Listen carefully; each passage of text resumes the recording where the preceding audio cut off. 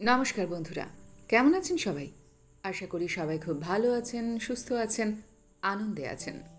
আপনাদের সবাইকে আমার চ্যানেলে স্বাগত জানাই। আজ আমি আপনাদের পড়ে শোনাব সুচিত্রা ভট্টাচার্যের লেখা গল্প মানুষ যেমন।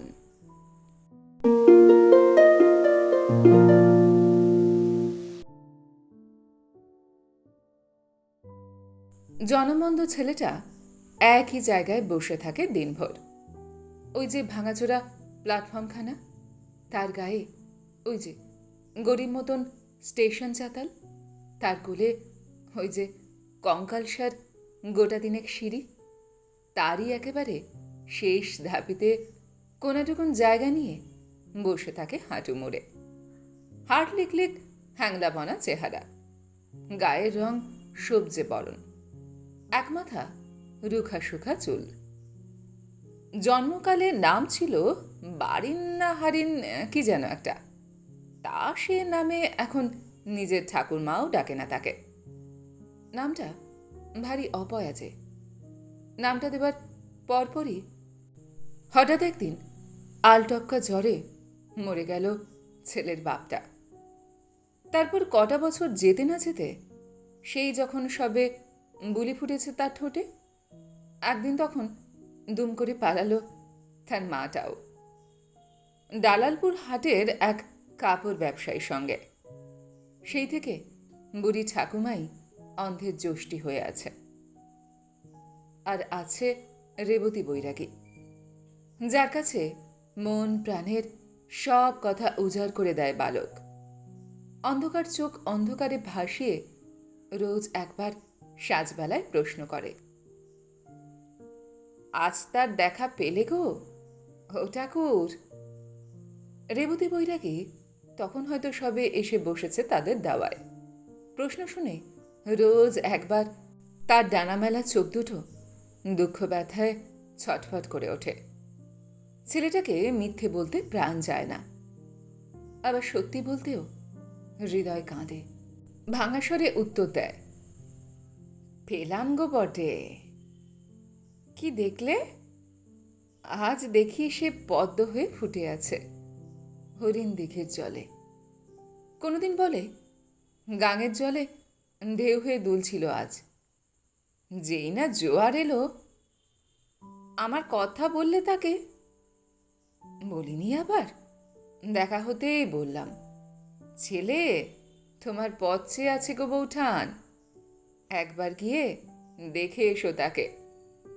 বললে, যাবো গো যাবো, তাকে ছেড়ে থাকতে আমারও কি মন কাঁদে না? বললে এ কথা? অন্ধ ছেলের চোখ দুটো টিপ টিপ করে ওঠে। ছাই বরণ দুই মণি ওড়াউড়ি করে খাঁচাবন্দি পাখির মতন। কবে এসে আসবে? আসবে আসবে, না এসে যাবে কোথায়? মায়ের ফাঁদে পৃথিবীটাই ধরা পড়ে আছে যে। রেবতী বৈরাগী ছেলেটার মাথায় হাত রেখে কথা ঘোরাতে চায়। এসো, আজ নতুন গান শেখাই তোমাকে। ছেলেটার চোখ তবু ছটফট করে মরে। ঘর বিরাগী বৈরাগীও চোখ জ্বালা করে তাই দেখে। এমন একটা ছেলে ফেলে কি করে যে পালায় মানুষ, ভাবতে ভাবতে ধরা গলায় গান ধরে। ও সুখ, কোথায় উড়ে যাস? নিজের বুকে খোঁজ করে দেখ। হেসেল থেকে ছেলে ঠাকুমা ডাকে, ও শতদল, শতুরে, ভাত বেড়েছি, খাবি আয়। হ্যাঁ গো হ্যাঁ, বাড়ির নয় সুরের নয়, ছেলের এখন নাম হয়েছে শতদল। বৈরাগী ঠাকুরই নতুন করে রেখেছে সে নাম। শতদল থেকে শতু। তা ছেলেটা শতদলের মতোই ফুটে থাকে বটে সারাটা দিন। অমন একটা ভাঙা ফাটা ইটবালির জমিনটাতেও বসে থাকে একভাবে। কানের কাছে যখন তখন ভ্যান রিক্সা ভেপু বাজায়, মানুষজন কিচমিচ করে। হঠাৎ হঠাৎ কান ফাটিয়ে ডাক ছাড়ে আপ ডাউনের ট্রেন গাড়িগুলো স্টেশনের ভেতর থেকে। ভাঙা সিঁড়ির একটু তফাতে এক ফালি মেঠো ভূমিতে দাঁড়িয়ে এক বৃদ্ধ পেপুল। শাখা প্রশাখা তার এই যদি ছায়া পাঠালো, তো এই ঝনঝন রোদ। অন্ধ বালক সেই রোদ ছাওয়াতেই বসে থাকে একলা মনে, বসে থাকে আর সুরের মনে সুর ভাষায় ধুলো বাতাসে। আহা, কি ভাব সেসব গানে! যেমন তার কলি, তেমনি হৃদয়ের তার ছেঁড়া সুর। অংশুপতি কুণ্ডুর মতন ঘোর বিষয়ী মানুষটারও বুক কেঁপে ওঠে মাঝে মাঝে। বুকের তোলায় গোটা অঙ্গ দুলতে থাকে। তালপাতার পাখা থেমে যায় হাতের মুঠিতে। দাড়িপাল্লার আড়াল থেকে কখনো বা হাঁক দিয়ে ওঠে, আর একবার ধর দিকিনি সুরটা, ওরে ও শতদল। অন্ধ ছেলে থমকায় দু এক পলক। পোটলায় বাঁধা পান্তার বাটিখানা হয়তো বা খুলতে গিয়েও সরিয়ে রাখে পাশে। কোন গানটার কথা বলছো গো জ্যাঠা? আরে এই তো গাইলি একটু আগে। ও, থমকানো মুখে হাসি ফোটে ধীরে ধীরে, ফুল ফোটার মতন। সরু গলার লম্বা শিরা দুটো নেচে ওঠে সেই সঙ্গে। বুকের গাঙে আসছে তুফান, ও মন নৌকা বাঁধবে জল। আহা, রেবতী বৈরাগী এক একখানা গানও বাঁধে বটে, ও মন নৌকা বাঁধবি জল। অংশুপতি মাথা দোলায়। ছন্নছাড়া বৈরাগীটা নিজেই যেন এক সুরের আকর, নিজের তালে গান বাঁধে, নিজেই সুর বনে তাতে। তারপর সে গান যত্ন করে বিছিয়ে দেয় কানা ছেলের কণ্ঠে। অংশুপতির বুকের মাঝখানটা কেমন গুড়গুড় করতে থাকে।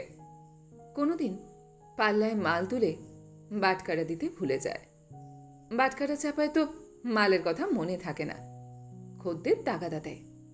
কি হলো গো কুণ্ডুর পো, মাল মাপো। অংশুপতির সম্বিত ফেরে ঝটপট। খদ্দেরের হাতে মাল দেবার সময় সে 3 বার করে পয়সা গুনে নেয়। ভাবের ঝোঁকেও বিষয়বুদ্ধি হারায় না কখনো। খদ্দেরের শিশি থেকে গড়িয়ে আসা তেলটুকুও কাঁচিয়ে তোলে নিজের তেলের টিনে। বাইরের সাইনবোর্ডে খড়িমাটি দিয়ে লিখে রেখেছে, আজ নগদ কাল ধার। তা এহেন অংশুপতিকে কাজে ভোলায় আর একজনও। সে হলো গিয়ে রাজকুমারী। রাজার কন্যে নয়, একেবারেই আত বুড়ি, আত পাগলি মেয়ে মানুষ একটা। থাকে নাকি সেই গঞ্জের বাজারের পিছন দিকে, দুহাত সমান এক হোগলার চালার নিচে। এক সময় নাকি বাঁধা ঘর ছিল তার মহকুমা শহরে। নিত্যদিন খদ্দের আসত সেখানে, বড় বড় চাই সব, দারোগা, মহাজন, আড়তদার। সন্ধে নামলেই ঘরের বাতি জ্বালিয়ে সেজেগুজে শুধু বসে থাকো রানীর মতন। আর রাত পোহালে পয়সা গুনে বাক্সে তোলো। সেসব ভরা বাক্সগুলো কি করে যে শূন্য হয়ে গেল একে একে। রোগেই গেল সেসব, নাকি ভোগে? না রাজকুমারী অত শত ভাবতে পারে না আজকাল। বয়সের সঙ্গে সঙ্গে মাথাটাও তার বুড়িয়ে গেছে একেবারে। হ্যাঁ, রোগে একটা তাকে ধরেছিল বটে। কবে যেন ধরেছিল, কত যুগ আগে খেয়ে জানে। তখন থেকেই বুঝি মানুষ আসা বন্ধ হয়েছে তার ঘরে। কোন মানুষটাই বা অমন কাল রোগ দিয়ে গেল শরীরে? মাছের বাজারের আড়তদার, নাকি গাংপাড়ের সেই ফর্সাপানা মহাজন, নাকি গঞ্জের বাজারের সবজিওয়ালাগুলো, নাকি আর কেউ? রাজকুমারী জানে না সেসব। দুনিয়ার মানুষের মুখ কবে থেকে সব একরকম হয়ে গেছে তার কাছে, শুধু একটা মুখ ছাড়া, তাও কেমন ঝাপসা মতন। সেই যে যার নাম ছিল অষ্ট, অষ্ট না বিষ্টু, না তার নামটাও আর ঠিক মনে নেই রাজকুমারীর। মনে আছে একটা শুধু মুখের আদল, লম্বা বনা, বড় বড় চোখ, মহকুমার গলিটাতে এক বুড়ি মেয়ে মানুষের কাছে রেখে দিয়ে মুখটা তাকে বলেছিল, ভয় নেই রে কুসমি, মাসির কাছে টুকুনখানিক থাক, আমি গেছি আর এসছি। নাম তার মনে নেই, মুখটা আবছা। শেষ কথা কটাই শুধু স্পষ্ট আজও আধ পাগলা মেয়ে মানুষটার কাছে। কথা কটা মনে পড়লেই বুক কেমন হু হু করতে থাকে এতদিন পরেও। গলগলিয়ে কান্না আসে কুসমির। থুড়ি কুসমি না, রাজকুমারীর কান্না ক্রমে গান হয়ে যায় গলায়। মেয়ে মানুষটা তখন কাঠির মতন শরীর দুলিয়ে নিজেকেই যেন ভ্যাংচায়। নাগর আমার কাঁচা পেরিত পাকতে দিল না, সে আসবে বলে কথা দিয়েও কেন এলো না। অংশুপতি কুণ্ডু অবশ্য এত বৃত্তান্ত জানে না কিছুই। যেমন জানে না চায়ের দোকানের হারুপাত্র কিংবা ভ্যান রিক্সাওয়ালা বংশী বিশুর দল। মেয়ে ছেলেটাকে নিয়ে বিনি পয়সায় মজা লোটে তারা সকলেই। যখন তখন যেমন খুশি কোনো একটা স্টেশনে নেমে পড়ে রাজকুমারী, নামলেই হলো আর কি। এতটুকুন হাকুচকালো খয়াটে শরীর, খসখসে খড়ি ওঠা গায়ের চামড়া, মাথার চুল সন্ন্যাসীদের জটার মতন, তাতে আবার পুরনো এক টুকরো লাল ফিতের ফুল। কবেকার এক রংজলা ডেক্রন শাড়ি কুচি দিয়ে পরে, তোবড়ানো গালে লাল রং মাখে, ঠোঁট রাঙায় তেলাকুচোর ফল দিয়ে, কোট রপসা চোখে ধ্যাপড়া করে কাজল টানে। কাজল টানে নাকি চোখ দুটো অমনি মশি লেপা। অবশ্য ওইটুকানি না সাজলে লোকে দুদণ্ড তাকাবে কেন তার দিকে? না সাজলে না জমবে কিভাবে? না নাচলে পয়সা নেই, পয়সা না পেলে। ভাবতে গেলেই পেটের নাড়িগুলো খিদেতে দাপাদাপি করতে থাকে রাজকুমারীর। হুটপাট বেরিয়ে পড়ে ধুলো মাখা ঝুপড়ির থেকে। এরপর এখান থেকে সেখানে যায়, এই স্টেশন থেকে ও স্টেশন। পেটে যেদিন দানা পানি পড়ল দুটো, তো সেদিন সেই মুখটাকেই খুঁজে মরে ঘোলাটে চোখে। আজও এত কাল পরেও অভ্যেস। লোকে শুধোয়, কি দেখিস রে মুখের দিকে আমার ফ্যাল ফ্যাল করে? বুড়ো ভেড়ার মতো হলদেতে চোখে মণি দুটো তখনও চিকচিক করতে থাকে। তোরেই খুঁজি নাগর আমার, জীবন গেল তোরেই খুঁজে বলেই নাচতে শুরু করে। ডান হাতে কাপড়টাকে ঘাগরার মতো ফুলিয়ে ঘুরে ঘুরে নাচে। তবে তেমনভাবে আর নাচতে পারে কটা দিনই বা। উপসী পেটে নাচ জমে না যে, নাচতে গেলে হাঁপিয়ে পড়ে। কালো কুলো শরীরটা হাঁপায় তখন হাঁপড়ের মতন। খিদেতে চোখ ঝিম মেরে আসে। এবার একটা ডবল রুটি দাও, দাও না গো। হংসপতি হ্যাঁ হ্যাঁ করে হাসে তাই দেখে। দেব দেব, তার আগে আর একখানা নাচ দেখা, সেই যে রে সেই নাচটা। হারু চেঁচায় চায়ের দোকান থেকে, রুটি কি মগনা আসে? নাচ হক, চাও দেব তাহলে। বংশী দূর থেকে সিটি বাজায়, নাচ মেরি জান ফটাফট। নিত্য অংশুপতিকে চোখ টেপে, মাগির সাজের বাহার কেমন দিনকে দিনকে খুলছে দেখছো অংশুদা? কপালে আবার কাঁচ পোকার টিপ সেটেছে। মানায়নি? বলো না গো। রাজকুমারী কোমরখানা ব্যাকাতে গিয়েও পারে না। মাজা খচখচ করে ওঠে। দিনভর কোথায় থেকে যে কোথায় হেঁটে মরতে হয়, হাঁটাই সার। আজকাল মানুষজন বড় শেয়ানা। দুদণ্ড দাঁড়িয়ে নাচ দেখে বটে অনেকেই, তারপর পেছন ঘুরে টিপ্পনি কেটে চলে যায় যে যার মতো। হাত উল্টে হাতলাটাও দিতে চায় না ঝট করে। অংশুপতি কুণ্ডই শুধু দিয়ে ফেলে মাঝে মাঝে। নাচ দেখে মনটা খুশি হলেই দরাজ গলায় দোকানের ছেলেটাকে বলে, দে দিয়ে দে কোয়ার্টার একখানা, সঙ্গে তবে ভেলিগুড় দাও টুকুনখানি। রাজকুমারীর আঁকাভুরো এদিক ওদিক ওরবার চেষ্টা করে, ঠিক ঠিক আর ওড়ে না, কেমন ভাঁজ পড়ে। রংমাখা গাল তুবড়ে মুবড়ে ঢুকে যায় মুখগহ্বরে। এসব দেখেই অংশুপতির রসে বসে দিন কাটে। কারবারের ফাঁকে ফাঁকে মাপ মতো রস টেনে নেয় বুকে, রস নিয়ে খেলা করে। আর মাঝে মাঝে দোকানের ছেলেটাকে ধমকে ওঠে, ঠিকভাবে মাপ, ঠিকভাবে মাপ, আহ অতখানি চিনি ফেলে দিলি। সকাল গড়িয়ে দুপুর আসে, দুপুর গেলে বিকাল।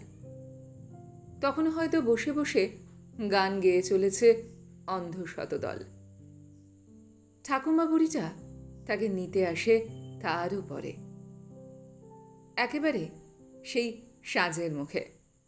ঘরের মানুষ ঘরে পেরে যখন স্টেশন বাতিরা টিপ টিপ জ্বলে ওঠে, স্টেশনের ওপারে সন্ধ্যা বাজার বসে। লাইন পারের চোলাইখানায় আসর জমতে শুরু করে। ঠাকুমা বুড়ি এসে নাতি তোলার আগে পয়সা তোলে, 5 পয়সা, 10 পয়সা, 20, 25, কোনোদিন 5-6 টাকা অবধি পৌঁছে যায়। তবে তা কোনো কোনো দিনই। যেসব দিনে হাট বসে দালালপুরে, বড় বড় ব্যাপারী আসে সেসব দিনে। বাকি দিন 2, 2.5, 3 মেরে কেটে 4 গুনে গুনে পয়সা তুলে বুড়ি আঁচলে বাঁধে। সেই আঁচলে ঘাম মুছে দেয় নাতির মুখের, সোহাগ মাখা গলায় বলে, ও দাদু, পান্তাটুকুন সব খেয়েছিলি তো? জিজ্ঞেস করার কারণও আছে। অংশুপতির মুখে শুনেছে নাতি নাকি প্রায়ই পান্তার ভাগ দেয় তার হাত বুড়ি বেবুসেটাকে। মাসি বোনপো হয়েছে নাকি দুজনে। ঘুরে ফিরে তাই রোজই এক প্রশ্ন করে। শান্ত নাতি ঘাড় নাড়ে, ডবকা মতন টিফিন বাটিটা হাতড়ে হাতড়ে তুলে নেয় বগলের কাছে। হলুদ ছোপ দাঁতে হাসি ফোটে। কাল আমাকে বাদাম নাড়ু কিনে দিবি 2? কেন? রাজকুমারী মাসিকে দেব। খবরদার, বুড়ি ঝনঝনিয়ে ওঠে, তোকে না বারণ করেছি তার সঙ্গে কথা বলতে? নাতি তবু বলে, মাসি বড় ভালো গান গায় রে ঠাকমা। হ্যাঁ রে, গাক গিয়ে, আর মা মাসি পাতাতে হবে নি, অনেক মা মাসি দেখলাম। ছেলেটা তখন চুপ মেরে যায়, মুখখানা থমথম করে ওঠে।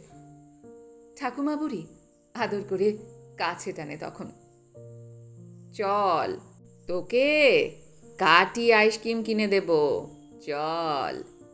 কোনোদিন বলে, তোর জন্য কেমন কচু চিংড়ির ঝোল রেঁধে রেখেছি, দেখবি চল, আর গরম গরম ভাত। ঠাকুরমার কাঁধে হাত রেখে নাতি উঠে পড়ে এক সময়, পা ঘষে ঘষে এগোয় মেঠো পথ ধরে। যত দূর চোখ যায় দুধারে শুধু ধানভূমি আর খোলা আকাশ আর ছড়িয়ে থাকা গাছগাছালি। সেসব পেরিয়ে মাইল 1.5 হাঁটলে তবে দুধ কুমড়ো গা। গায়ের পূব কোণে বুড়ির ছোটোখাটো ভিতে।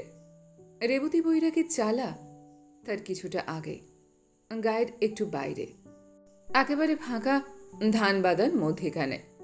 যেতে যেতে ঠাকুমা নাতি ক্ষণিক দাঁড়াবে বৈরাগীর দুয়োর ধারে, দাঁড়াবেই। ও বৈরাগী ঠাকুর, ঘরে ফিরেছ নাকি? বৈরাগী এক ছুটে দালানের ধারে এসে দাঁড়াবে সে সময়। এসেছি ভাই শতদল, এই তো এলাম। কতদূর গিয়েছিলে গো আজ? সে অনেক দূর, নদী পেরিয়ে নৌকো বেয়ে সোনা বাঁধ, সেখান থেকে গাজির গা, ইচ্ছেপুর। বুড়ি হিসাবে প্রশ্ন তুলবে। কত মিলল? এই মিলল প্রাণ পাখিটার পেট ভরাতে যতটুকুন খুঁত লাগে আর কি। বুড়ি সাবধানে চারিদিক দেখে নেবে তখন। না, ধারে কাছে কেউ তেমন নেই। ভাঙা ঘরের চাল উড়িয়ে উদম বাতাস ঘুরছে শুধু। সেই বাতাসে স্বর মিলিয়ে প্রায় দিনই ফিসফিস করে উঠবে বুড়ির গলা। সতু আজ মোটে 2 টাকা রোজগার করেছে গো ঠাকুর, 2 মুঠো চাল যদি ধার দাও। বৈরাগী নির্মল হাসবে তখন। তার চাল বিনা বুড়ির যেন জল ফোটে না। হাসতে হাসতে বলবে, ঘরে যাও গো মাসি, আমি আসছি। শতদল এত কথা শুনেও শোনে না যেন। বৈরাগীকে দেখলেই মন তার ডানা ঝাপটাতে শুরু করে দেয়। আজও কি তার মাকে দেখতে পেয়েছে ঠাকুর? কি হয়েছিল আজ মা? সোনাবাদের মাছরাঙা, না গাজীপুরের রোদ্দুর? ভাবতে ভাবতে আধার নামা আকাশে পাঠিয়ে দেবে জ্যোতিহীন চোখ দুটোকে। তারারা তখনও সবে ফুটেছে কি ফোটেনি। ঝিমঝিম বাতাস তুলছে নিম সজনের ডালে। পৃথিবীর চোখ ঘুমে নামছে। সেই তন্দ্রা তন্দ্রা ভাবটুকু ছিঁড়ে তখনই হয়তো হঠাৎ উড়ে যাবে কোনো একলা পাখি। ঘরে ফিরতে দেরি হয়ে গেছে যার। পাখিটাকে শতদল দেখতে পাবে না, শুধু শুনবে তার ডানার শব্দ। শব্দটুকু বুকে নিয়ে ঘরে ফিরবে চুপচাপ। বাঁশের খুঁটিতে হেলান দিয়ে নিঝুম হয়ে বসে থাকবে। অপেক্ষা করবে আর একটা শব্দের, বৈরাগী ঠাকুরের পায়ের শব্দ। তার উপরে রাত আরো গভীর হলে অংশুপতি কুণ্ডুর ঘরে ফেরার পথে রোজ একবার শুনতে পাবে 2 গায়কের গলা। গায়ক নয়, 2 ভাবের ভাবুক ভাবের রসে মজে আছে। যেদিন অংশুপতি লাইনের ধার থেকে 2-1 পাত্র চড়িয়ে আসে গলায়, সেদিন একবার করে দাঁড়ায় শতদলের ঘরের সামনে। মাতাল গলায় সুর আনতে চেষ্টা করে, পারে না। রাত গড়িয়ে চলে। দিন তো আসে রোজই, নিয়ম করে রোজই চলে যায়। তবু তার মধ্যেও এক একটা দিন যেন কেমন অন্যরকম হয়ে যায়। আচমকা আশ্চর্য কোনো ঘটনা ঘটে যায় একদিন, যেমন আজই হলো। কাজ ভুল করে অংশুপতি হতবাক হয়ে চেয়ে রইল অনেকক্ষণ। কথা ফুটল তারও অনেক পরে। তুমি নয়ন বৌঠান না? চিনতে পেরেছ তাহলে? নয়নতারা আলগাভাবে ঘোমটা সরালো কপাল থেকে। এক মাথা মেটে সিঁদুরে জল জল করছে সেথে। টকটকে লাল এতখানি চাকতি টিপ কপালে। প্রথমটা চিনে উঠতে অসুবিধা হয়ে বইকে। কি ছিল আর কি হয়েছে কবছরে? কবছর যেন 4 না 6। সেই রোগাবোগা চেহারাই আর নেই নয়নতারা। ভরার শাস্তে টস টস করছে তার শরীর। গায়ের রং ফর্সা আগের থেকে, দেখলেই বোঝা যায় দিব্যি সচ্ছলতায় আছে। থাকবে নাই বা কেন, নতুন স্বামী দোকান দিয়েছে মহকুমা শহরে। হাটে ঘাটে ঘুরে বেড়ায় না। শাড়ি ধুতির সঙ্গে জামা প্যান্টের কাপড়ও নাকি রাখছে আজকাল দোকানে। এত খবর অংশুপতি পায় গঞ্জের নটবর হাজরার কাছ থেকে। নিজের দোকানের মাল তুলতে গিয়ে তার কাছে শোনা নয়নতারা নাকি আরও 2 ছেলের মাও হয়ে গিয়েছে ইতিমধ্যে। তারা কেউই কানাখোড়া নয়। কথাটা মনে পড়তেই অংশুপতি আর চোখে একবার দেখে নিল সিঁড়িতে বসা দুঃখী ছেলেটাকে। দড়িবাঁধা সস্তা দামের একটা প্যান্টুলুন মাত্র পরনে, খোলা গায়ে প্রকট বুকের খাঁচা, তেলবিহীন চুল রুক্ষ, কাঙাল। অংশুপতির 2 ভুরু জড়ো হলো। এতদিন পর এদিকে কি মনে করে? কেউ যেন শুনতে না পায় এমনভাবে ফিসফিস করল নয়নতারা। ওদিক পানে আসো তো বলি। ভরাবেলায় দোকানে এখন খদ্দের গজগজ। এ যদি চাল চাইছে তো ও চাইছে কেরোসিন তেল। দোকান ছেড়ে ওঠা মুশকিল। অংশুপতি তবু ঝপ করে না বলতে পারল না। কৌতূহল হামা টানছে মাথায়। নিচু স্বরে বলল, ঠিক আছে, বসো একটু। ডাউনে গাড়ি ঢুকছে স্টেশনে। বউ বাজিয়ে ছেড়েও গেল। নয়নতারা সরে দাঁড়ালো এক ধারে। চওড়া পেরে তাঁত শাড়িতে আরো ভালো করে ঢেকে নিল মুখখানা। কেউ যেন না চিনে ফেলে।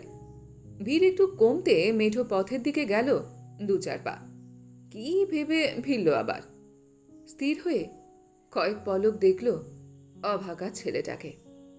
এগোতে গিয়েও এগোলো না। ঘোমটার ফাঁক দিয়ে অস্থির চোখে অংশুপতিকে দেখল। অংশুপতিও আড়ে ছাড়ে দেখে নিচ্ছে মেয়ে মানুষটাকে। কি মতলবে এসেছে এখানে এতদিন পর? ট্রেন থেকে নেমে ছেলের সঙ্গে কথা বলছিল প্রথমে। কি বলেছে কে জানে। ছেলেটা গান টান থামিয়ে বসে আছে তখন থেকে। শূন্য চোখে কি যেন ভাবছে। অন্ধ চোখেও মনের ভাষা ওছাই ফোটে না। অংশুপতি ক্রমে অধৈর্য হল। নয়নতারা ফের যাচ্ছে ছেলের দিকে। অংশুপতি এক লাফে নেমে এলো দোকান থেকে। একেবারে নয়নতারার পথ আঁকলে দাঁড়িয়েছে। কি বলতে চাও, চটপট বলে ফেলো। আশেপাশের লোকজনের কৌতূহলী দৃষ্টি দুজনের দিকে। তবে নয়নতারাকে দেখলেও ঝপ করে চিনতে পারবে না কেউ। দুধ কুমড়োর মানুষও এদিকে এখন নেই বিশেষ। তবু নয়নতারা ঘুমটা সরালো না একটুকু। কালা মুখ দেখাতে বুঝি লজ্জা পাচ্ছে। কাপড়ের ফাঁক দিয়ে মৃদু গলায় বলল, ছেলেটাকে নিয়ে যেতে এসেছি গো ঠাকুরপো। দুধ কুমড়োর অংশুপতি চকিতে গোটা গায়ের মাতব্বর হয়ে গেল যেন। কড়া গলায় জেরা শুরু করল। কেন? বারে, নিজে ছেলেকে নিজে নিয়ে যাব। না। অংশুপতির গলা কঠিন হলো আরো। কিসের ছেলে তোমার? কে ছেলে? ফেলে পালানোর সময় মনে ছিল না? নয়নতারা মাথা নামালো। দেখো বাবু, এতদিন পর তোমার এখানে আসা ঠিক হয়নি।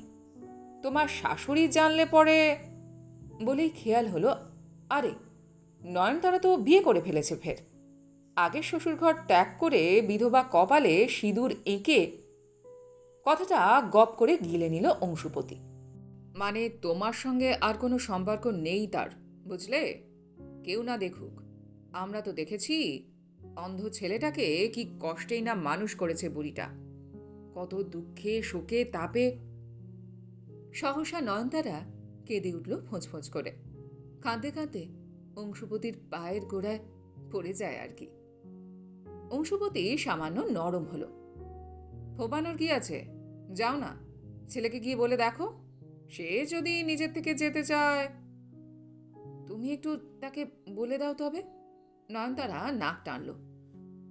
বলে দাও যে আমি তার মা। আমি কেন? তুমি তাকে বলনি? বলেছিলাম। ঘুমটা দিয়ে চোখ মুছল নয়নতারা।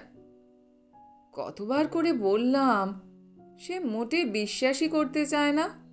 বলে মা নাকি তার পাখি হয়ে বাসা বেঁধে আছে ইচ্ছেপুরের কোন শিমুল ডালে। বলতে বলতে আবার ঝুঁকেছে। তোমার পায়ে পড়ি গো ঠাকুরপো, তুমি বললে সে বিশ্বাস করবে। অংশুপতি কয়েক পা পিছল এবার। বিষয় বুদ্ধি চিরিক চিরিক করে যেন ঠোকা দিচ্ছে মাথায়। ভেবে নিতে কয়েক মুহূর্তের বেশি সময় লাগলো না। বুড়িটার সঙ্গে একটু বেইমানি করা হয়, তা হোক। এ সুযোগ ছাড়া বুদ্ধিমানের কাজ হবে না। আর এমন কি বা বেইমানি? মা যদি সত্যি সত্যি ছেলে নিতে আসে, তাহলে তাকে তার কাছে ফিরিয়ে দেওয়াই তো ধর্মের কাজ। ছেলেটাও কবে থেকে পথ চেয়ে বসে আছে। তা বলে মা যে অন্যায়টা করেছে তার মাসুল দেবে না? মূল্য ছাড়া কিছু পাওয়া যায় না দুনিয়ায়। অংশুপতি গলার সঙ্গে বিবেকটাকেও ঝেড়ে পরিষ্কার করে নিল। বলতে পারি, তার বদলে কিছু টাকা দিতে হবে। প্রস্তাবটার জন্য আদৌ তৈরি ছিল না নয়নতারা।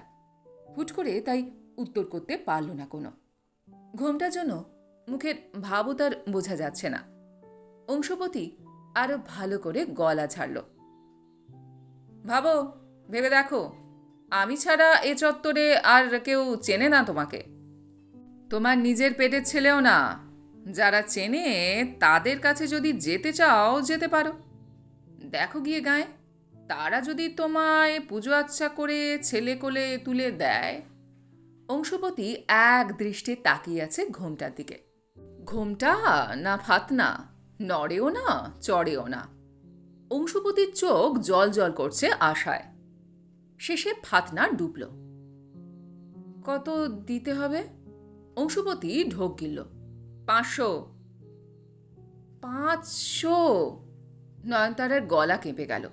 ঠিক আছে, অন্তত 300 দাও। নয়নতারা মাথা দোলালো।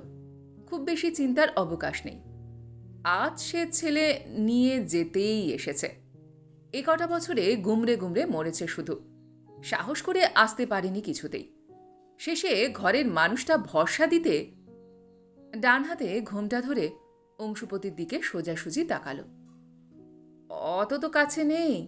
কত আছে? কত আর, এই 50 মতন মাত্র। তোমার তো এখন রমরমা অবস্থা। অংশপতি ঠোঁট বেঁকালো। অত কমে হবে না। ছেলে ফেরত নেবে, পাপ কাজ করাবে আমাকে দিয়ে। ঠিক আছে। নয়নতারার মুখ খুলল অন্ধ ছেলের দিকে। 2-4 দিন পরে এসে বাকিটা দিয়ে যাব। তাহলে তখনই ছেলে নিয়ে যেও। দোকানের সাইনবোর্ডটার দিকে তাকালো অংশপতি। মনে রেখো, এখান থেকে ছেলে নিয়ে যেতে হলে ওই 300ই শেষ কথা। নয়নতারা তবু নিথর দাঁড়িয়ে রইল। কিছুক্ষণ পর মন্থর পায়ে হাঁটতে লাগলো স্টেশনের দিকে। সিঁড়ি দিয়ে ওঠার সময় ছেলের সামনে দাঁড়িয়ে পড়ল। উবু হয়ে বসে খানিক আদর করল ছেলেকে। নিচু গলায় বলল কিছু। তারপর আশেপাশের লোকের চোখ বাঁচিয়ে 50 টাকার নোটখানা গুজে দিল ছেলের ছেঁড়া কাঁথার নিচে। সাঁঝবেলাতে নাতিকে নিতে এসে হাউমাউ করে উঠল ঠাকুমা বুড়ি। ওরে ও অংশপতি, অংশপতি রে, দেখে যা, কি সর্বনাশ হয়েছে। অংশপতির দোকান থেকে নিতান্ত নিরীহ মুখে নেমে এলো। কি হয়েছে মাসি, চিল্লাচ্ছ কেন? চিল্লাবো না, এই দেখ কি হয়েছে। সতু বলেছে তার মা হারামজাদি আজ নাকি এসছিল। এই দেখ, গোটা একটা 50 টাকার নোট দিয়ে গেছে তাকে। তাই নাকি? অংশপতি আরো অবাক ভাব আনল মুখে। কখন এসেছিল? কই, আমার চোখে তো পড়েনি। আমি দেখেছি, আমি।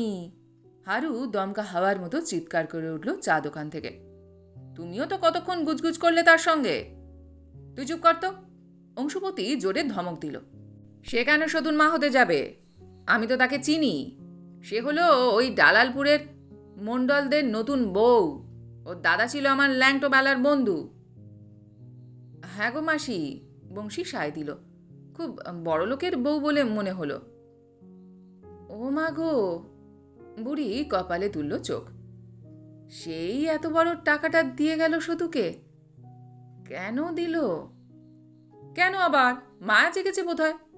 তোমার নাতিকে দেখলে কার না মায়া জাগবে। নিখুঁত অভিনয়ে দিব্যি বুড়িকে ভুলিয়ে ফেলল অংশপতি। ধুলো ছিটল আর 5টা চোখেও। সঙ্গে সঙ্গে মনে আফসোসও আসছে বড়। তার চোখ এড়িয়ে নয়নতারা কখন চালান করল টাকাটা। শতদলের দিকে চোখ কুঁচকে তাকালো। এত কথার মাঝেও চুপ করে বসে আছে ছেলেটা। একসময় ঠাকুরমার কাঁধ আঁকড়ে উঠে দাঁড়ালো। অন্ধ চোখ দুটো কষ্ট ব্যথায় ছলছল করছে কি? নাতি ঠাকুমা গায়ের পথে অন্ধকারে মিলিয়ে যেতে অংশপতি মনে মনে বলল, মাফ করে দে বাপধন, মন খারাপ করে থাকিস না। তোর মনের ইচ্ছে আমিই পূরণ করে দেব। সবুর কর, আর 2 দিন সবুর কর। হ্যাঁ, সবুর করা। এ পৃথিবীতে সবুর তো করছে সবাই। শতদল যদি করে থাকে তার মায়ের জন্য, হংসপতি করে টাকার। শতদলের ঠাকুরমা যদি পথ চেয়ে থাকে সুখের, তো রেবতী বৈরাগী দিন গুনছে সুন্দরের। অমন যে ন্যালাখাপা আধবুড়ি বেশ্যাটা, সেও দেখো জীবনভর খুঁজে বেড়ালো সেই নাগরটাকে। অষ্টনা বিষ্টু যার নাম, আসবে বলে কথা দিয়েও যে আর ফেরেনি কোনোদিন। এইভাবে জীবনের জন্য প্রতীক্ষা ফুরলে তবেই কি মৃত্যু আসে, নাকি মৃত্যুতেই শেষ হয় প্রতীক্ষা? কে জানে। একেবারে শেষকালে আতপাতলি রাজকুমারী নাকি দেখা পেয়েছিল সে নাগরের। সত্যি কি পেয়েছিল? ঘটনা যাই হোক, গল্পটা কিন্তু মুখে মুখে রটে গেছে অনেক দূর পর্যন্ত। এই স্টেশন থেকে সে স্টেশন, এ গা থেকে সে গা। হারু বলে, বুঝলে অংশুদা, আমার এক বন্ধু নিজের চোখে দেখেছে। শম্পানগর স্টেশনে দাঁড়িয়েছিল রাজকুমারী, বোধহয় এদিক পানেই আসছিল। না রে, এদিক পানে নয়, বংশী চোখ ঘোরায়। শহরের দিকেই যাওয়ার মন ছিল। তা হলো কি, একটাই ছোকরা মতন মানুষ দাঁড়িয়েছিল অন্য পারে, রেলিংয়ের এই ধারে। একটু বুঝি রোগা মতন গড়ন, বড় বড় চোখ, ইচ্ছিপুরের দিকে না কোথায় থাকে। তাকে দেখে মেয়ে ছেলেটা ছোকরার মতো। অংশুপতি বারবার জিজ্ঞাসা করা প্রশ্নটা আবারও ছড়ে ছেলেগুলোর দিকে। হিসেবটা মেলাতে পারে না কিছুতেই। ছোকরাই যদি হবে, তবে সে আধবুড়িটা নাগর হয় কি করে? ওই তো হলো কথা। হারু মাথা নাড়ে। এই না হলে বলে পাগলের প্রেরণ। পাগল বলেই না ছেলের বয়সী ছেলেটাকে জাপটে ধরল অমন করে। সঙ্গে সে কি কান ফাটানো চিৎকার, পেয়েছি গো, এত দিনে খুঁজে পেয়েছি। অংশুপতি বলল, শুনলাম ছেলেটা নাকি ছাড়িয়েও নিয়েছিল নিজেকে, নিত্য ফোড়ন কাটে। সে তো খানিক ধস্তাধস্তির পরে গো। প্রথমটা সেও তো ঘাবড়ে মাবড়ে একসা। বলে, করো কি মাসি, করো কি? রাজকুমারীর রং কাদা সবই নাকি তার শরীরে ল্যাবড়া লেবড়ি তখন। এ হে, এহেই বটে। ছেলেটা তো নিজেকে ছাড়িয়ে নিয়ে লাইন টপকে ওপারে চলে গেছে। রাজকুমারীও তাকে তাড়া করতে করতে একেবারে লাইনের মধ্যিখানে। কিসে কাটা পড়ল, আপে না ডাউনে? আপেই বুঝি। না না, ডাউনের গাড়ি ছিল। অংশুপতি মুখটাকে করুণ করে। মেয়ে মানুষটা বড় মজা দিত গো এসে। রুটিটা গুড়টা চাইতো। বলতে বলতে হয়তোবা কোনো খদ্দেরের কাছ থেকে পয়সা নিতে ব্যস্ত হয়ে পড়ে। সন্ধ্যের মুখে এখন রোজই একবার করে শোকসভা বসেছে রাজকুমারীর জন্য। অংশুপতির আম কাঠের তকটাতে এসে জড়ো হয় সকলে। টাটকা টাটকা মরে গেলে মানুষ তাকে স্মরণ করবে না 2 দিন? টাটকাই তো। সেই যে সেদিন নয়নতারা এলো, তার পরের দিনই তো মরল রাজকুমারী। তারপর আর কটা দিনই বা গেছে। শুক্রবার বাদ দিলে শনি রবি সোম 3 দিন। সভা করতে করতে অংশুপতি মাঝে মাঝে ভাঙা সিঁড়িটার দিকে তাকিয়ে বড় বড় শ্বাস ফেলে। কতদিন ধরে শতদলটা আর আসছে না। সেই যে সেদিন কানে কানে কি বলে গেল নয়নতারা। তারপর থেকে ছেলের ধুম জ্বর। কালকে দালালপুরের ডাক্তারের কাছে নিয়ে গিয়েছিল রেবতী বৈরাগী। বৈরাগীকে এখন একটু আদ্রু এড়িয়েই চলছে অংশুপতি। যে যাই বলুক, লোকটার চোখের দিকে তাকিয়ে মিথ্যে কথা বলতে পারা যায় না। 5 জনের 5 কথার মাঝেও অন্যমনস্ক হয়ে পড়ছে অংশুপতি। নয়নতারা পরদিনই সন্ধ্যের সময় এসেছিল আবার, গোপনে, ওই পিপুল গাছতলায়। এনেছি ঠাকুরপো, বাকিটা সামনের হপ্তায় দেব। অংশুপতি ট্যাকে গুজেছে সেই টাকা। ছেলের জ্বরের কথা ইচ্ছে করেই বলেনি, বললেই আবার কি অনর্থ হয়ে যায়। ফেলে চলে যেতে একদিন বুক কাঁপেনি, তার জন্য আবার এমন উতলা হয় মানুষের। অংশুপতি দোকান ছেড়ে বেরিয়ে পড়ল। নিজের মনটাও কদিন ধরে কেমন যেন তাল বেতাল দুলতে শুরু করেছে। কিছুতেই বাগে রাখা যাচ্ছে না। কোমর চেপে অংশুপতি আর ভাঙল শরীরে। দেখা দেখি হারুয়া উঠে দাঁড়িয়েছে। আরে অংশুদা, আজ এত তাড়াতাড়ি ঝাঁপ নামাচ্ছ? ভাল লাগছে না। অংশুপতি হাই তুলল বড় করে। গাটা কেমন ম্যাজ ম্যাজ করছে। বুঝেছি, এখন বুঝি লাইনের ধারে যাবে? অংশুপতি জবাব দিল না। কাজের ছোড়াটাকে দোকান বন্ধ করতে বলে এগোতে থাকলো পায়ে পায়ে। গলাটা সত্যি সুরসুর করতে শুরু করেছে। প্রায় 3 দিন হলো একদম গলা ভেজানো হয়নি। কেন যে হয়নি। গভীর রাতে টইটুম্বুর মাতাল অংশুপতির গলা শোনা গেল মেঠো রাস্তায়। চুরচুর হয়ে ঘরে ফিরছে। যেতে যেতে রেবতী বৈরাগীর দুয়ের ধারে দাঁড়ালো কয়েক মুহূর্ত। আধবোঝা চোখে তাকালো অন্ধকার কুড়েটার দিকে। বৈরাগী ঠাকুরের সঙ্গে দুটো কথা বলা দরকার। টলমলো পা আবার এগোলো। শতদলের বেড়ার ধারে পৌঁছেও কি ভেবে দাঁড়িয়ে রইল চুপচাপ। মাটির দাও থেকে বৈরাগী ঠাকুরের গলা ভেসে আসছে। সেই গলার সঙ্গে তাল রেখে সরসর শব্দ তুলছে খেজুরের পাতা। অন্ধকার বয়ে যাচ্ছে স্রোতের মতো। একটু ঝুঁকে অংশুপতি উঁকি দিল ভেতরে। তালপাতার চাটাইয়ের উপর শুয়ে আছে অভাগা ছেলেটা। মাথার ধারে রেবতী বৈরাগী, পায়ের কাছে বুড়ি ঠাকুমা। টিমটিম এক টেমি জ্বলছে তিনজনের মাঝখানে। ক্ষীণ আলোতে তিনজনই কেমন ছায়া ছায়া। অংশুপতি দুহাতে চোখ ঘষল। নয়নহীন ছেলে, জ্বরে বেহুঁশ, এই বেলা কথাটা সেরে ফেলা যায়। গলা খাঁকারি দিল জোরে।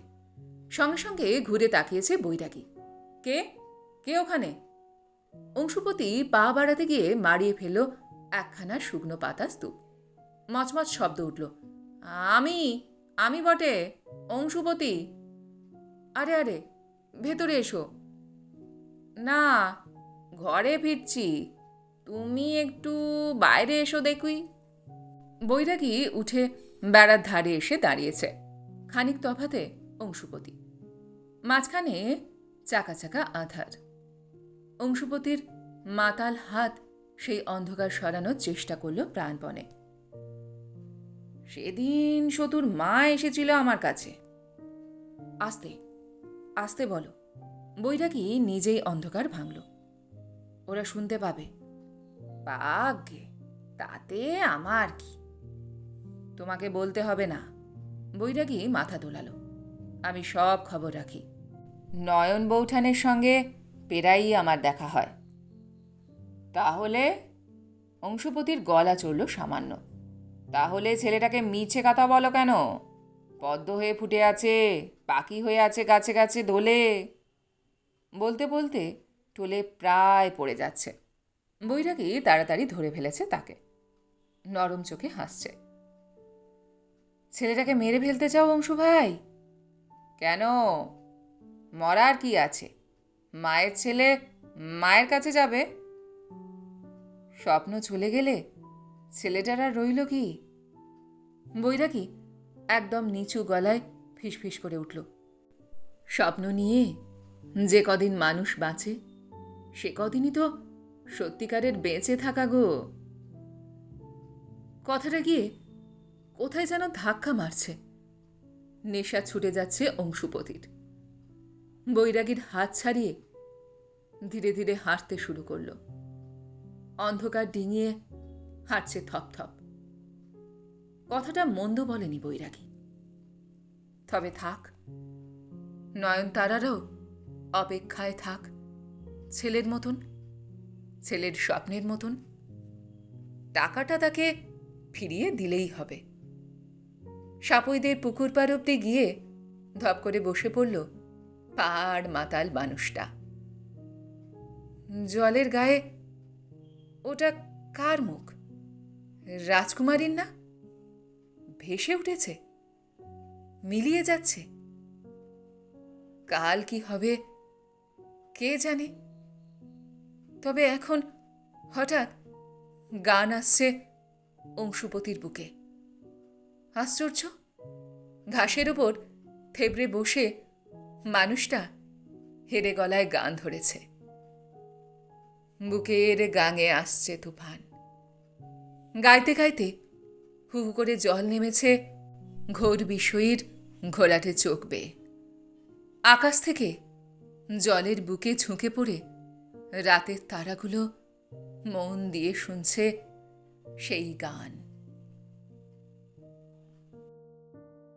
গল্পটি এইখানে সমাপ্ত হল। আপনারা এতক্ষণ শুনছিলেন সুচিত্রা ভট্টাচার্যের লেখা গল্প মানুষ যেমন। গল্পটি আপনাদের কেমন লাগলো, বা আমার গল্পপাঠ আপনাদের কেমন লাগলো, কমেন্ট সেকশনে অবশ্যই লিখে জানান। যদি আমার গল্পপাঠ আপনাদের ভালো লেগে থাকে তাহলে আশা করব লাইক শেয়ার অবশ্যই করবেন। আর এই ধরনের সুন্দর সুন্দর কাহিনী আরও শুনবার জন্য আমার চ্যানেলটিকে সাবস্ক্রাইব করতে ভুলবেন না কিন্তু। তবে আজ এই পর্যন্ত। আমি খুব তাড়াতাড়ি আবারও অন্য কোনো কাহিনী নিয়ে আপনাদের কাছে চলে আসছি। সবাই খুব ভালো থাকবেন, সুস্থ থাকবেন, আনন্দে থাকবেন। নমস্কার।